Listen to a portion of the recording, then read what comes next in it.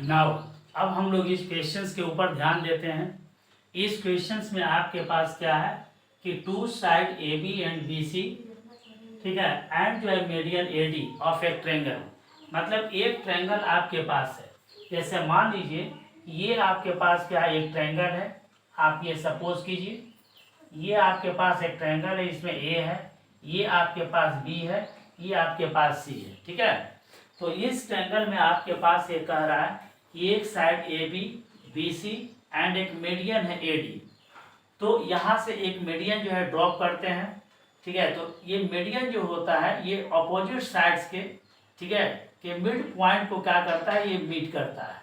तो यहाँ से ए से एक ऐसा हम लाइन खींचते हैं जो अपोजिट साइड के मिड पॉइंट को कट करता है। यही आपके पास क्या हुआ, मीडियन हुआ, ठीक है।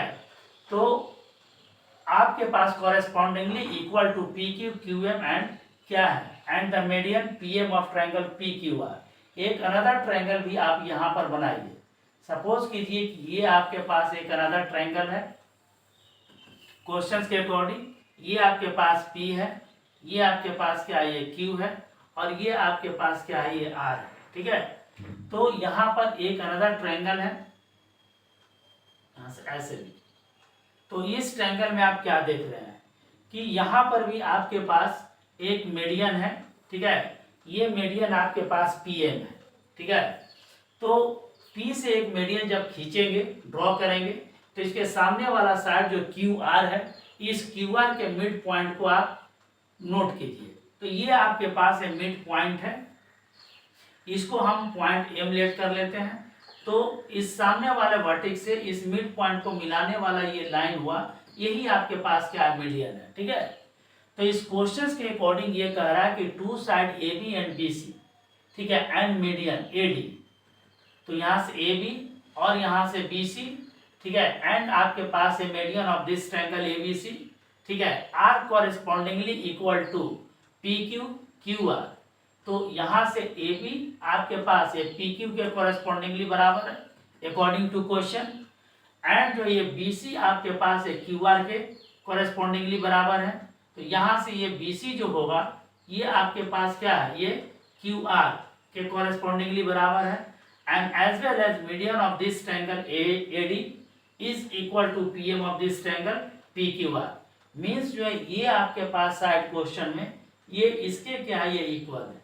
तो ये आपके पास क्या हुआ, ये क्वेश्चंस के अकॉर्डिंग ये जो इंफॉर्मेशन है इसको हमने फिगर में डिपिक्ट कर दिया, ये फिगर में हमने आपको दिखा दिया।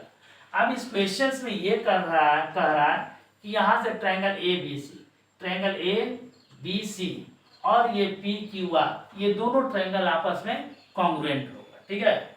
जब ये दोनों ट्रायंगल आपस में कॉन्ग्रुएंट करना है तो आपके पास कॉमन सा कंडीशंस ऑफ कॉन्ग्रुएंसी है, जो एस एस एस है, एस ए एस है, ए एस ए है और आर एच एस है। तो इन चारों में से आप ये देखिए कि किस कंडीशंस को ये फॉलो करता है, ठीक है। तो ये इस क्वेश्चंस में ये साइड आपके पास फिगर में इस साइड के क्या ये बराबर है, बिल्कुल क्लियर है। और यहाँ से आपके पास बी सी यहाँ क्यू आर के बराबर है, ठीक है। बाकी अनदर जो है आपके पास ये ए डी ये पी एन के बराबर, इतना ही इंफॉर्मेशन है।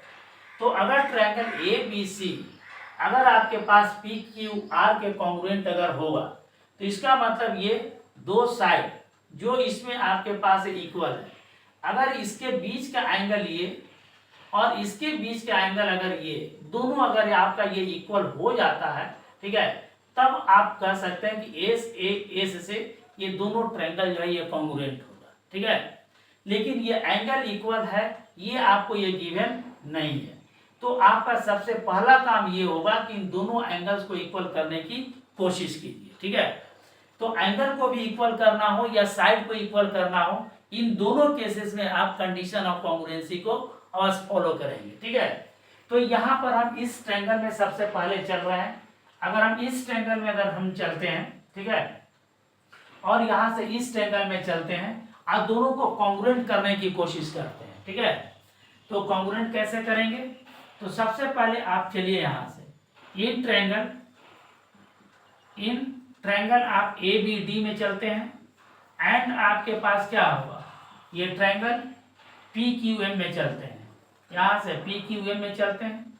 इन दोनों ट्रायंगल में अगर आप चलेंगे, ठीक है, तो ए बी आपके पास है, यहाँ से ए बी इक्वल टू आपके पास है पी क्यू के, ये इक्वल है, ठीक है, ये क्वेश्चंस के इंफॉर्मेशन के अकॉर्डिंग है। और यहाँ से ए डी आपके पास पी एम के इक्वल है, ठीक है, तो यहाँ से आप लिखिए ये A D must be equal to ये पी एम के इक्वल है, ठीक है। और क्वेश्चंस में आपको ये दिया हुआ है कि यहाँ से B C is equal to आपके पास ये क्या है, क्यू आर के इक्वल है। अगर दोनों साइड में अगर हम 2 से डिवाइड कर देते हैं, इसका मतलब यहाँ पर ये बी सी अपॉन 2 लिख देते हैं, इसकल टू यहाँ से क्यू आर अपॉन 2, ये भी पॉसिबल है।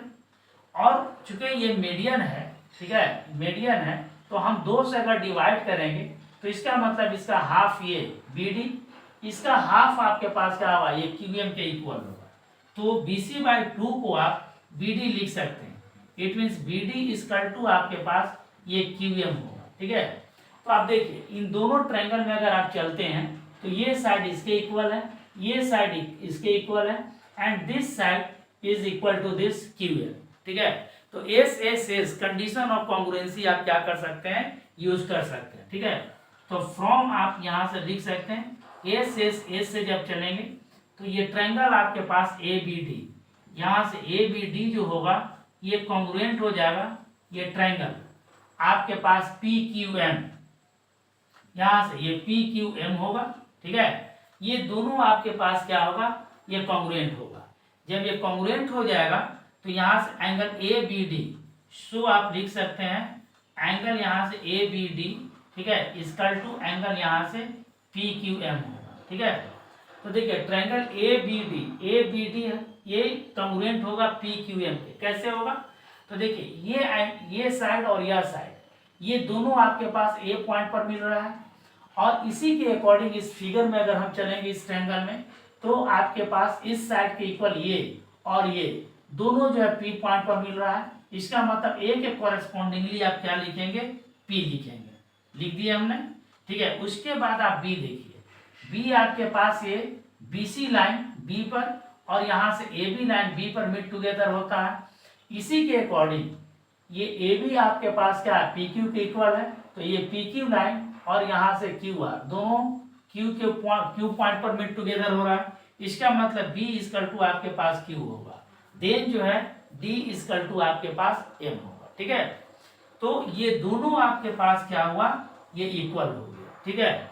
जब ये दोनों आपके पास इक्वल हो गया तो ये एंगल अब आपके पास इस एंगल के इक्वल हो गया, ठीक है। अब आप आसानी से ट्रायंगल ए बी सी में चल सकते हैं और पी क्यू आर में चल सकते हैं और दोनों को कॉन्ग्रुएंट कर सकते हैं। जैसे आप यहाँ से चलिए, अब यहाँ से आइए इन ट्रायंगल ए बी सी में चलते हैं, यहाँ से ए बी सी एंड आपके पास क्या होगा, ट्रायंगल यहाँ से पी क्यू आर, इन दोनों ट्रायंगल में अगर आप चलेंगे तो यहाँ से क्लियर है ए बी इक्वल टू आपके पास ये पी क्यू होगा, एंड यहाँ से बी सी इक्वल टू आपके पास ये क्यू आर होगा, ये क्वेश्चंस में ही है।